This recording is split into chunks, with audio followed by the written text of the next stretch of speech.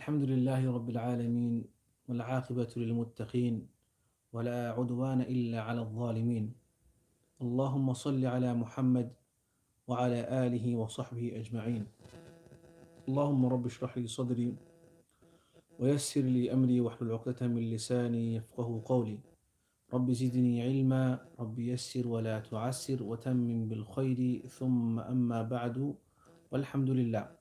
Respected brothers, sisters, viewers and listeners, welcome to another lesson of the fiqh series, the fiqh of marriage, inshallah. Today we will resume from where we left last lesson, and if I recall and if I quickly scroll up, we'll find that the last lesson we had several weeks ago, on the 24th of December, we spoke about the obligatory arkan of the marriage, which must be in the marriage contract for it to be valid. And we explained what a rukun is and what it means for something to be a rukun. So basically, a rukun is something that's a integral part of something without which that thing cannot exist. And therefore, a rukun and integral in a part or integral part of a contract are the mandatory and the mandatory things in that contract. So if you remember, we spoke last time and we said that we spoke about some of the ta'rifat and the definitions given by the jurists and the fuqaha of what a rukun is. Okay, but then in summary, we found that all of them, they have all agreed that the rukun, that even though they differed as to how many arkan there are. So for example, the Hanafi school of law have said that the arkan are ijab and kabul, proposition and the acceptance. That's the mandatory rukun, the integral. There are of course other wajibat and other sunan of it, but this is where it all starts off. This is the crux of it, this is the gist of it, this is the central part of the marriage contract, the ijab and qabul. And the Malikiyya have said that the arkan of the contract are wali and the mahar and the two individuals who are getting married, meaning the bridegroom and the bride, and the sigha, as in how the contract is pronounced, is also an integral part of the contract. So they've said that the integrals of the marriage contract are four. Ahnaf have said two. Shafi'iyya have said five. They said sigha, meaning the wording, zawja, the spouse, the female spouse, the bride, the bridegroom, and the two witnesses, and the guardian of the bride. And Hanabila, the Hanbali school of law, said that it is three that are integrals of the marriage contract, and they are the two spouses, and the proposition and the acceptance. But nonetheless, what we find is that ijab and qabul, the proposition and the acceptance, are considered to be from the arkan, from the integrals, and from the most important parts of the marriage contract throughout all of the schools of thought. And so what's going to happen now is the book is now going to go into some of the conditions of the ijab and qabul, some of the conditions of the acceptance and the proposition and the acceptance. We've done this, like I said before, many a time. We've done this a long time ago in Darul Ummah in as live lessons, but not online. And so, inshallah, it's a good time to recap for those of us who've done it before. And if you're for the first time joining us, then alhamdulillah, it's also good. Right. So, from the conditions of the proposition, proposing, will you marry me, for example, right?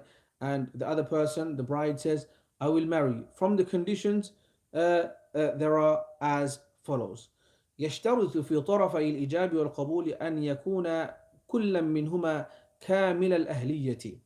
That both the proposer and the acceptor must be in a legally responsible state, meaning of age. They must be of a legal age to be able to propose or to accept.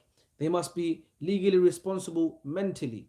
They cannot be unsafe in a mode of insanity at that time.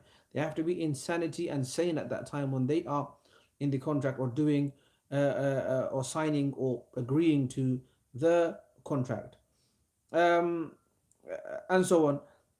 And so in that light, from the conditions, of course, that both of the, so first of all, the two individuals who are in the contract, the bridegroom and the bride, okay, they have to be fully legally responsible. They have to be aqil, they have to be intellectually stable and present, not unaware or, unconscious. They have to be baligh, of the age of maturity. They have to be Muslim, of course, if it is a marriage between two Muslims. They have to be Muslim, okay, and so on.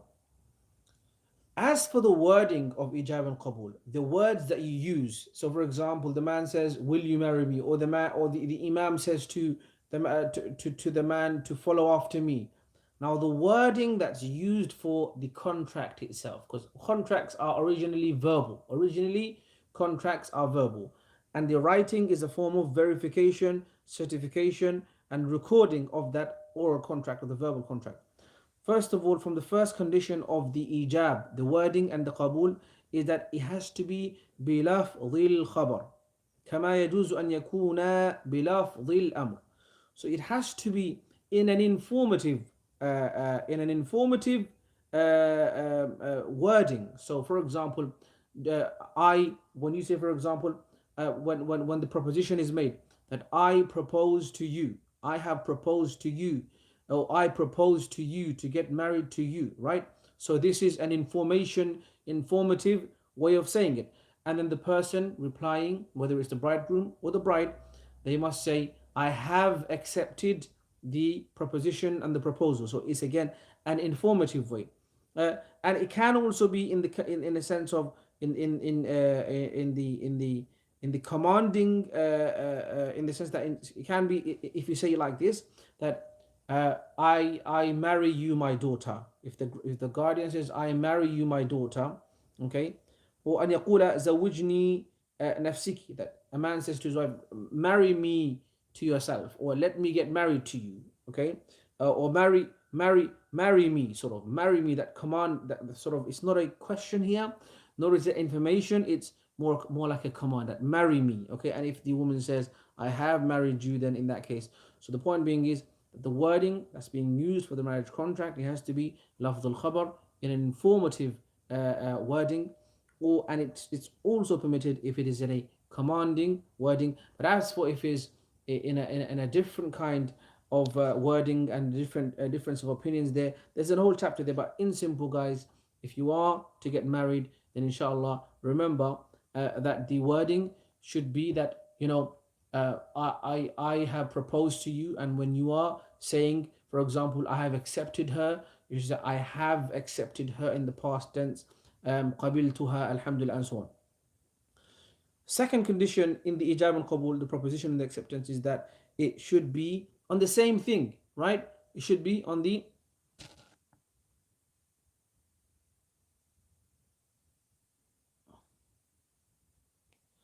okay. Someone said I should have put the topic title, Ya Allah. Bulisi. Sorry about this. Inshallah, next time I'll try to remember. Okay. Second topic. So the second condition of the ijab and qabul is أن يتحدا موضوعهما. That if, say, for example, right, that one person is saying, will you marry me? And the other person says, I've sold you my car. That's not going to work. There's kind of common sense. So the topic of the proposition and the acceptance must be in agreement. Number 3, okay, before or while number 3 is that the proposition must still be in place when the acceptance is made. Suppose now the guy made a proposition, right, and then he was waiting, say, for example, for 1 minute or 2 minutes, and then by that time he's like, you know what, I'm not interested anymore, and then he walks away. It shouldn't happen, of course, but if it does, then that contract, even if the person then says, oh no, I accept, it's not going to work, because the proposition had already been retracted when the acceptance was made. So the proposition has to still be standing when the acceptance is done. Okay. Number 4 of the conditions of the proposition and the acceptance is that علم كل عاقد بما صدر من صاحبه إذا كان مجتمعين. That the 4th of the conditions of the marriage proposition and the acceptance is that, number 4 is that every one of the two proposers should know what the other person is saying. It's not something ambiguous or unknown or unclear, right? So The wife should be able to hear the proposition or know exactly what's being said, and as the similarly, the husband should know what the wife has agreed upon and what she has said, whether she's accepted or not, and what she accepted to, and so on. Number five from the conditions of proposition and acceptance, ittihadu majlis al-aqd, that the moment of the contract must be one. I say moment and not the sitting, because it's not always while you're sitting that we deal with marriage contracts. Sometimes it could be in the form of a telephone call. Sometimes it could be in the form of a Zoom call nowadays, and sometimes even if the person wasn't sitting, it may still be active. But the point being is the moment, or you can say sitting if you want, right? But the moment of the ijab and the kabul must be one. That it has to be quite immediate, the response. What does that mean? Okay, that it should be in majlis واحد دون أن يفصل بينهما ما يدل على إعراض من الأحد العاقدين. That it should be in such a context that when the proposition is made, there shouldn't be some sort of a random speech in the middle of it. So they're saying, "Oh, will you marry me?" And then one of them starts talking about, "Yeah, so the weather's really nice today." Or, "Yeah, do you know what happened in the American politics?" So you've basically broken the conversation there.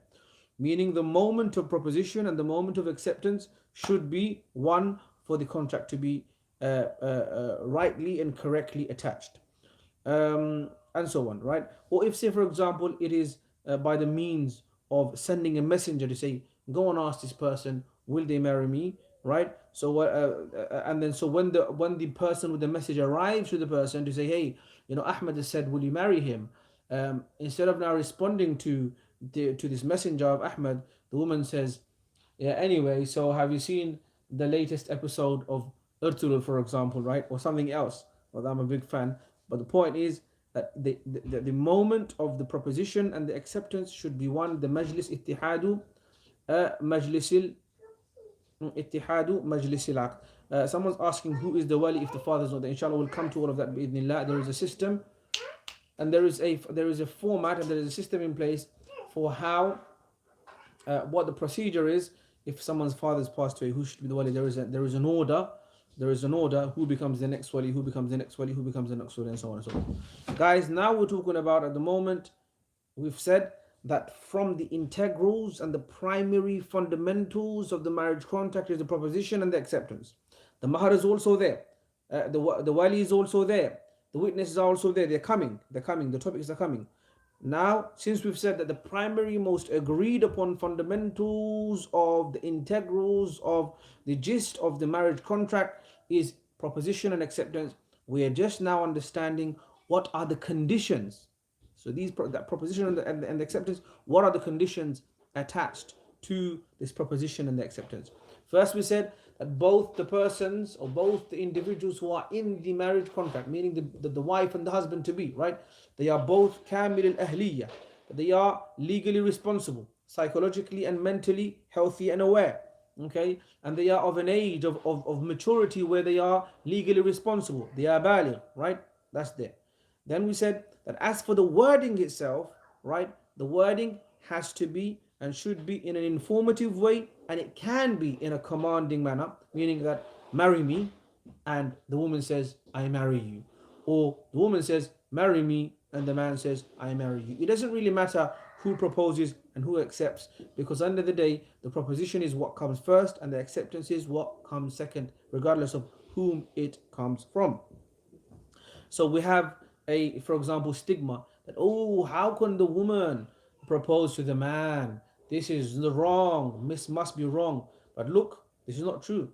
Even if the woman, as in through the means of a right way, in maintaining her haya, through the means of a wali, or through the means of the correct method, then the woman can, of course, may indeed propose to the man she is interested in, and he may, of course, accept or reject. That's completely within their rights. As you know, that the Prophet ﷺ was also proposed to indirectly by al-Mu'mineen Khadija al-Kubra radiyallahu, Khadija bint Khuwaylid radiyallahu anha wa ardaha.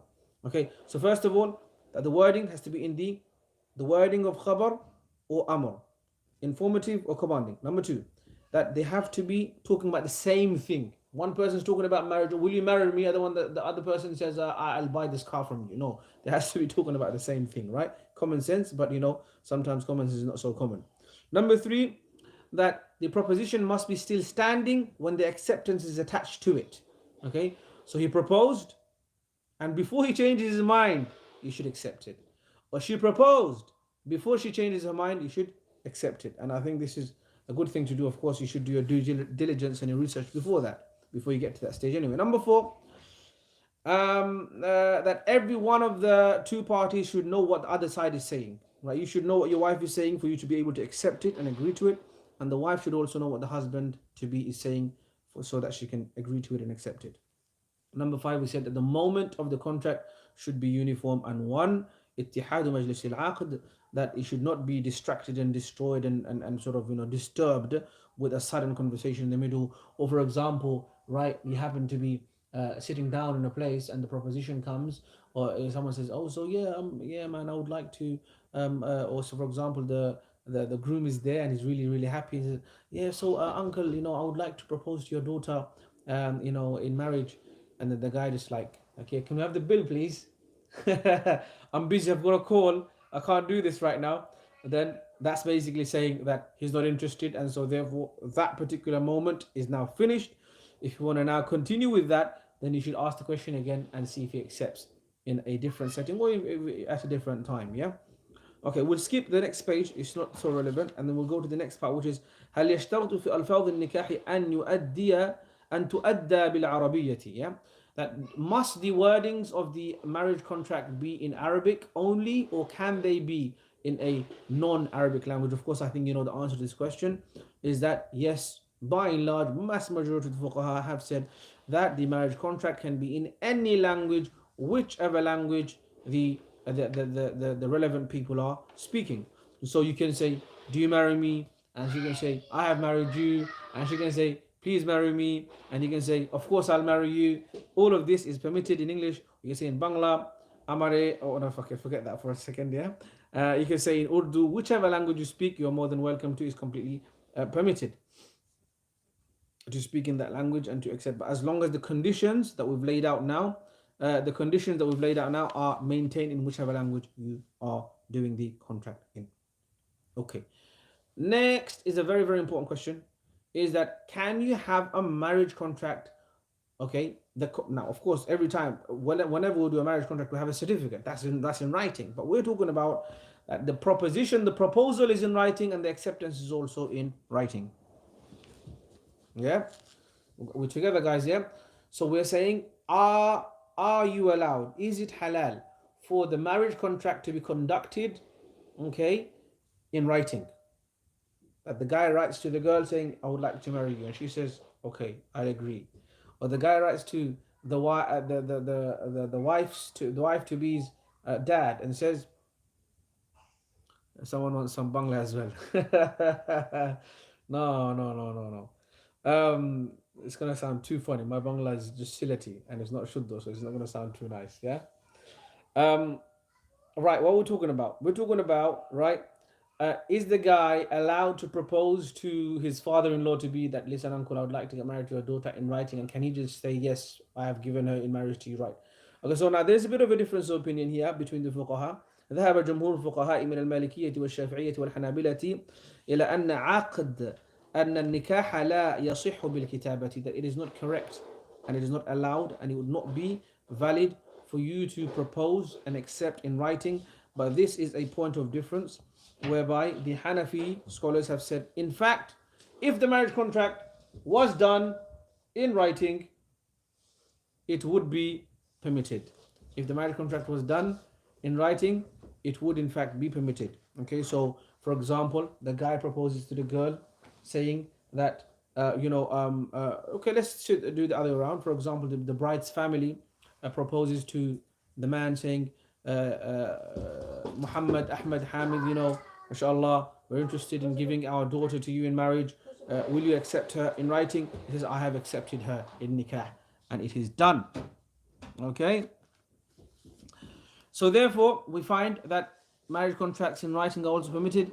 And, maybe that is something to that will be of benefit for us now, okay, especially because there are so many Zoom weddings, Zoom.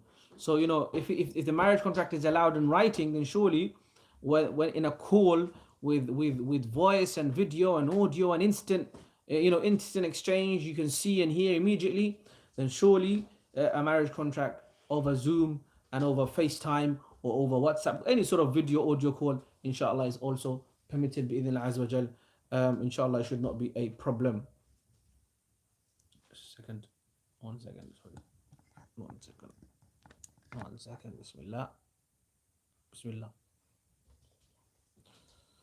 Right, I've been told to change the angle of my phone, and I have to do this from my house because internet is better here. Okay, next question is, suppose now someone can't speak and they cannot write, but they can only speak in sign language. Are they allowed to get married? Of course they are.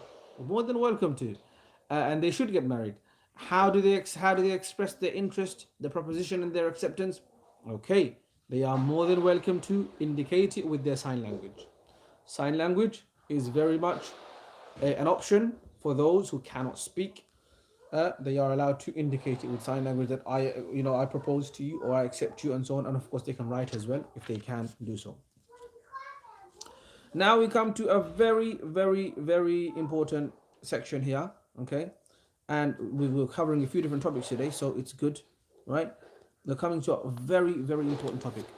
So we've spoken and we've said that the integral which all of the fuqaha have agreed and said that you must have these two things in the marriage contract, it's the proposition and the acceptance. The next thing is having two witnesses, shahida or shahidan or shahada, to have witnessing done over the marriage contract is also a very fundamental, integral, from the arkan, from the fara'id of the marriage contract itself.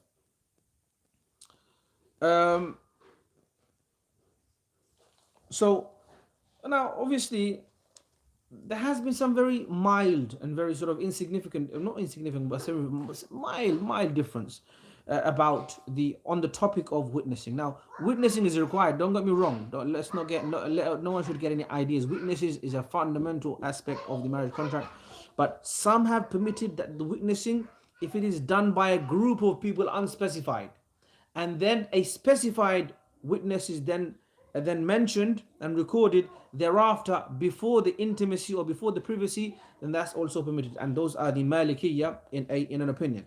But generally, the Jumhur of the Fuqaha, of the Hanafi school, of the Shafi'i school, of the Hanbali school, of the Zahiri even school, of the Shi'i Madahib even they have agreed, and all of these Fuqaha have agreed that having witnesses over a marriage contract is absolutely fundamental and absolutely important for the marriage to be valid. And so if someone says to someone, hey, listen, I would like to get married to you, and she says, well, I accept, the marriage contract is not finished yet. You can't just go on and pretend like you're married. You have to have witnesses, you have to have the mahar, and there has to be a wali and a guardian in the stronger opinion, in the preferred opinion for the bride as well, right? Like I said, there is a second opinion, and this is where it's not saying that witnesses are not required. It's saying ذهب المالكية إلى أنه يصح عقد النكاح بغير شهود إلا أن المالكية يشترطون الشهادة قبل الدخول. That it's been done, the marriage contract was done in public anyway, everyone knows that these two are getting married, but the specific witnesses have not been specified. But it's okay for that moment of the contract, but they must be specified thereafter before the actual intimacy and the privacy, and they go alone in their homes, in their house, or in their room, whatever, right? And then there is some evidences, of course, now from the evidences to say that you must, and it is absolutely mandatory and mandatory for you to have a witness or witnesses, two witnesses over the marriage contract, are as follows. The Prophet ﷺ has said in a hadith that كل نكاح لم يحضره أربعة فهو سفاح خاطب وولي وشاهدان, that every marriage contract which has not been witnessed by the following, which does not have the following present, then it's incorrect, it's a sin, and it's wrong. Okay, they are khatib, the proposer, okay, and the guardian of the bride. So the guardian of the bride is representing the bride herself. So meaning the proposer, the bridegroom, and the guardian of the bride. So the bride, so bridegroom and bride are both present, and then the shahidan, the two witnesses are also this hadith thing that these four must be present in a marriage contract. Okay. Also, the Prophet ﷺ is saying, "La nikaha illa biwali wa shahiday adl." You cannot have a marriage contract without having a wali, the guardian, and the two reliable and just and fair, two reliable witnesses are also absolutely required for the marriage contract to be valid. Okay. So of course, these are some of the hadith, and there are more, of course, as well, from the Quran and the Sunnah that indicate to us that it's absolutely imperative that the marriage contract has witnesses. Now there is a misunderstanding nowadays. They think that that the witnesses, you have to have one from the bride side, or the two from the bride side and one from the groom side, and so on. And it's like some sort of sometimes it's like a competition. I've seen this in some marriage contract. But look, it doesn't really matter which side the witnesses are from. What's important is that the witnesses are present and that they are reliable and you can count on them, and they are not known to be sort of unreliable people. Okay. Okay. Now it's going to actually go and tell you some of these conditions and some of these qualities inside a marriage that should be. Okay, 1 second, guys. Let me just go and close the door.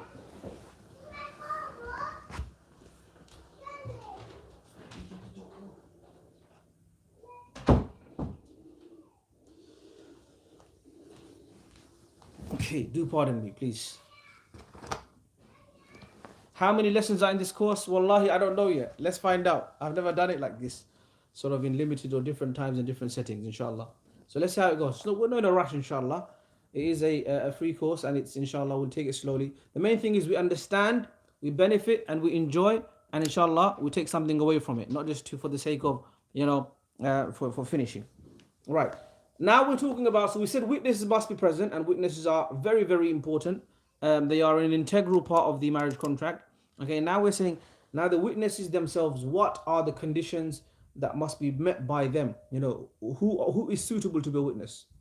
Number one, the witness must be a Muslim, al-Islam. Okay. Number two, they should be aqil and baligh, both intellectually present, psychologically, sort of not in a state of insanity, right? Insane, that's the word I was looking for. I don't know why that skipped my mind. The person must be sane, the witness must be sane, and they must be baligh, of the age of maturity. Number three is that the witnesses must hear clearly what's being said by the bridegroom and the bride. The witnesses must hear. The whole point is that they witness and they hear and they are testing. They have witness what happened, and so they must be able to hear what's actually happened and what's being said by both parties. And so therefore, we have this thing. Sometimes we do this, like they have the bride, and her idhin is taken. Her idhin is taken, right?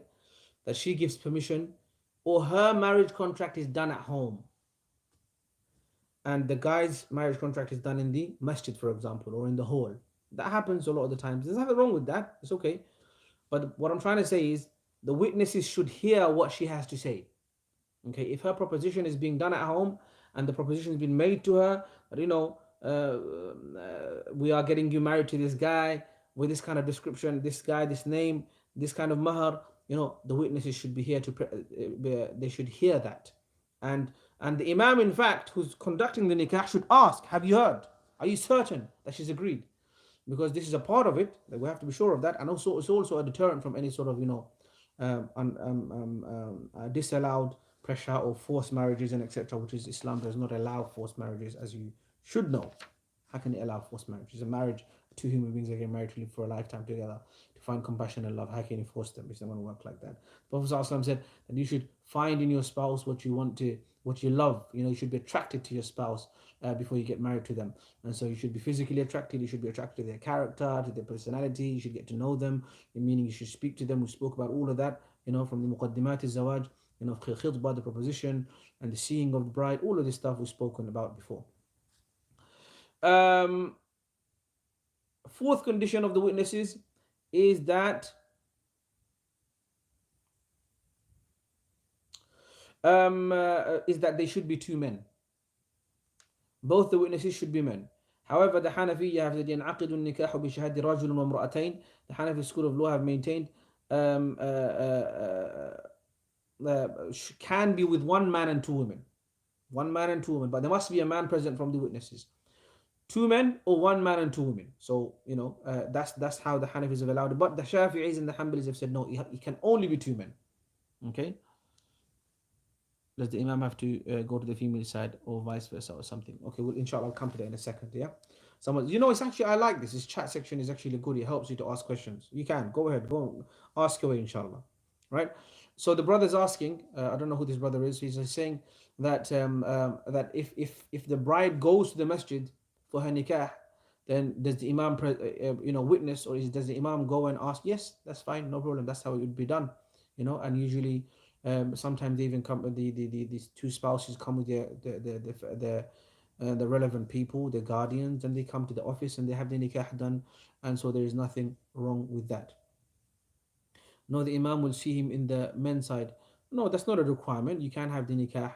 You can have the first part of the contract in the office, or if you can't go to the women's side because of a difficulty, because of not being able to maintain their sort of their privacy, then that should be avoided. But nonetheless, it is permitted for the man, for the Imam, to ask the woman directly, the bride, that are you happy with this contract? Are you happy with this man? Are you happy with this mahar and so on? There's nothing wrong with that, of course. And so the conditions is that the witnesses, we're talking about condition number 4. We're talking about the conditions that should be met in the witnesses. Number 4 is that they should be two men, or according to the Hanafi school of law, they've allowed one man and two women also. Number 5, that they should be preferably they should have sight, so that they can specify who's speaking. Okay, unless of course there was a need and there was no one else who could, there was no one else to replace that person, then perhaps with someone who's blind or cannot see would also be permitted. But this has got nothing to do with, of course, hatred against someone who's blind. No, this is about that the contract requires for you to specify and be able to identify who has said what exactly took place. And so in that regard, for the benefit of the contract itself, that the person is preferred that they are able to see the witness. Okay. That was number 5. Number 6 is also that there should be a reliable person, a person who is considered to be trustworthy, reliable, and so on. And this has been debated somewhat between the school of law as to what the extent of the adala is required. But you know what? It's been half an hour, and inshallah I'm going to end it here because I try to keep the lessons a bit short so that you guys can catch up and stay in touch, and we can carry on. So we'll carry on from here. The witnesses, and there is one more condition, which is that they should be free, as in they should not be a slave. But of course that's not relevant to our time anyway. But these are some of the conditions that are required in the witnesses for them to be able to correctly witness and be witnesses for the marriage contract. So guys, in summary, inshallah I will summarize this again next time bi'idhnillah, before we go on to the next part, which is al-wilayatu fi zawaj, who is the wali and how that wilaya system works. And someone asked about that, so inshallah we'll cover all of that next time, inshallah azza wa jal. Who's the wali, how does the wilaya work? But the point being is, there has to be witnesses in a marriage contract. Okay, and the witnesses must be able to hear and be witness over what they are witnessing. Okay, they must hear what's happening and know what's going on and know the specifics of what they're agreeing upon, etc. Right? And the witnesses that you choose, try to choose the right suitable person, a reliable person, a Muslim, of course, a Muslim person, a reliable person, an understanding person, a person who will be there, who can respond to your call if there was a need for them to testify, to say that, this marriage did indeed take place, and so on. Right? Up until here, inshallah. And we'll carry on next week, Thursday, if Allah grants me tawfiq, and and you will tawfiq to also participate. Can the wife's silence be accepted as an acceptance, or does she have to utter acceptance? She has to utter acceptance. Okay, she has to utter acceptance. Okay, inshallah, we should, her acceptance must be uttered. Yes, no, her silence will not be accepted as an acceptance. شيخ عبد الغفار بارك الله فيكم. يا حبيب الغالي تقبل الله منا ومنكم. Kausar Bhai, Sheikh, we want some Bangla as well, inshallah, maybe next time. Bala so in Bala tahukka afnara, inshallah. I will see you all next time. Take care of yourself. Make dua for the Ummah. Wallahi, it's so sad what's happening around the world. Wafiq, barakallah, Habib, Esmia. Allah bless you also and every single person that's participated. Guys, don't forget to make dua for every single person that's suffering. It's really, really, wallahi, I hear so many stories and so many people falling unwell and healthy people being affected. It's a very disastrous situation out there. May Allah give shifa to those who've been afflicted and affected, and give us all afu and afiyah, forgive us and give us security and well-being. Ameen Rabbal Alameen. I'll see you all next time. Inshallah, tomorrow we'll have the Jum'ah reminder uploaded also, inshallah. Until then, and until Monday for the Hadith class, and Tuesday for the Life of Sahaba class with Shaykh Abu Hassanat, Wednesday for the Tartil and Tafsir, and Thursday for the Fiqh class. Assalamu alaikum wa rahmatullahi wa barakatuh.